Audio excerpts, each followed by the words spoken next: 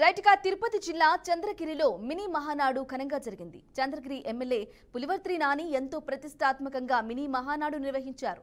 6 మండలాల నుండి టీడీపీ కార్యకర్తలు, శ్రేణులు తరలివచ్చారు. ఈ నెల 27, 28, 29న జరిగే మహానాడును ఘనంగా నిర్వహించారని నిర్ణయించారు. ఈ సందర్భంగా చేపట్టాల్సిన అభివృద్ధి కార్యక్రమాలపై చర్చించారు. కార్యకర్తల సంక్షేమమే తన సంక్షేమం అంటున్న చంద్రగిరి ఎమ్మెల్యే పులివర్తి నానితో మా bureau chief Gopinath face to face.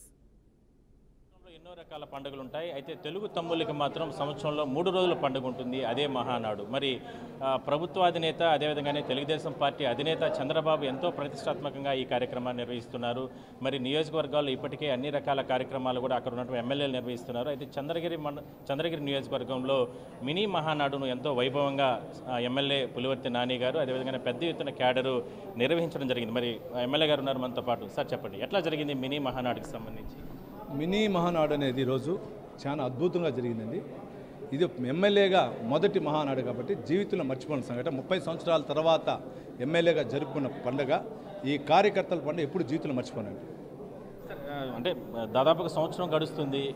ఎంతో ఆశతో మీకు ప్రజలు ఇక్కడ బ్రహ్మరథం పట్టారు. డెవలప్మెంట్స్ ఏ విధంగా ఉంది? అంటే సంవత్సరం అంటే దాదాపుగా కంప్లీట్ అంటే రాబోతుంది. ఇంకా నియోజకవర్గంలో అంటే ఎక్కడ చూసినా కూడా చాలా రకాల డెవలప్మెంట్స్ జరుగుతున్నాయి, కళ్ళ ముందే కనపడుస్తున్నాయి. ప్రజలు కూడా ఇక్కడికి వస్తున్న కార్యకర్తలు వాళ్ళు కూడా చాలా ఆనందం వ్యక్తం చేస్తున్నారు. కొన్ని విషయాలు చెప్పండి. అన్నీ లేదు. ఈరోజు గెలిచిన నెల రోజులకే నేండగుంట దామల్చిరు రోడ్డు గత పాలకులు చేయని దాన్ని ఏసీ రోడ్ చేశారు. అదేవిధంగా తిరుచానూరు నుంచి ముళ్ళపూడికి వెళ్ళే రోడ్డు ఘోరంగా ఉంది, దాన్ని కంప్లీట్ చేశారు. ఆర్సీపురం రోడ్డు కంప్లీట్ చేయడం జరిగింది. తొండవాడలో ఉన్నటువంటి కాలనీ నందమూరి తారక రామారావు కాలనీలో డెవలప్మెంట్ చేసింది. పాకాలలో ఉన్నటువంటి డ్రైనేజ్ వ్యవస్థను కంప్లీట్ చేయడం జరిగింది. దామల్చెరు పంచాయతీ టోటల్ వాటర్కి సంబంధించిన సమస్య ఉంటే కొత్త పైపులు వేసి దానికి సంబంధించి చేయడం జరిగింది.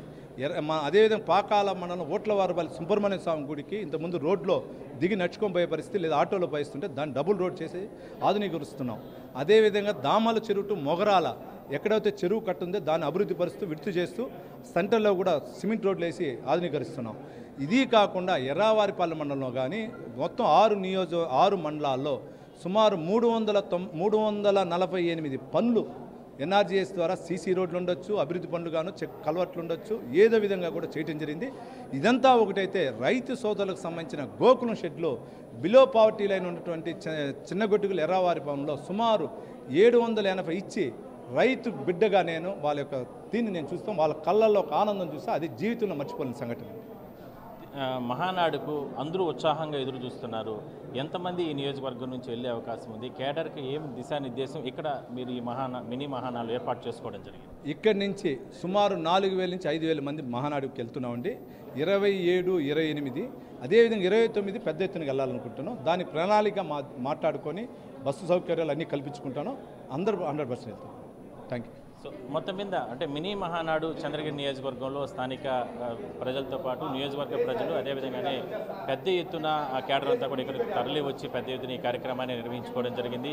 ఎమ్మెల్యే గారు అంటే పులివర్తి నాని గారు ఈ కార్యక్రమాలకు సంబంధించి దగ్గరుండి పర్యవేక్షణ చేస్తున్నారు. అదేవిధంగానే 27, 28, 29 3 రోజులు కడప జిల్లాలో జరిగేటటువంటి మహానాడుకి సంబంధించి కూడా దాదాపుగా 5000 మంది పైగా కూడా ఇక్కడి నుంచి కూడా క్యాడర్తో పాటు అదేవిధంగానే తెలుగుదేశం పార్టీకి సంబంధించిన నాయకులు, కార్యకర్తలతో పెద్ద ఎత్తున వెళ్తున్నామంటూ కూడా చెప్తున్నారు. అదేవిధంగానే గత ఏడాది నుంచి కూడా జరిగినటువంటి సంక్షేమ పథకాలు కూడా ఒకసారి ఈ మినీ మహానాడులో అందరూ కూడా అంటే చర్చించుకోవడం జరిగింది. రాబోయే 4 ఏళ్ల సంవత్సరంలో కూడా మరికొన్ని సంస్కరణలు తీసుకుని వచ్చి చంద్రగిరి నియోజకవర్గంలో పెద్ద ఎత్తున అభివృద్ధి కార్యక్రమాల వైపే పెద్ద ఎత్తున తమ ప్రభుత్వం ఉంటుందంటూ కూడా చెప్తున్నారు. అయితే తెలుగు వారికి సంబంధించి అంటే తెలుగు తమ్ములకు సంబంధించి ప్రతి సంవత్సరం జరిగేటటువంటి 3 రోజుల పండుగ ఏదైతే ఉందో మహానాడును ప్రతి ఇంట్లో కూడా ప్రతి కార్యకర్త కూడా జరుపుకునే విధంగానే ఈ కార్యక్రమాలు జరగబోతున్నాయి.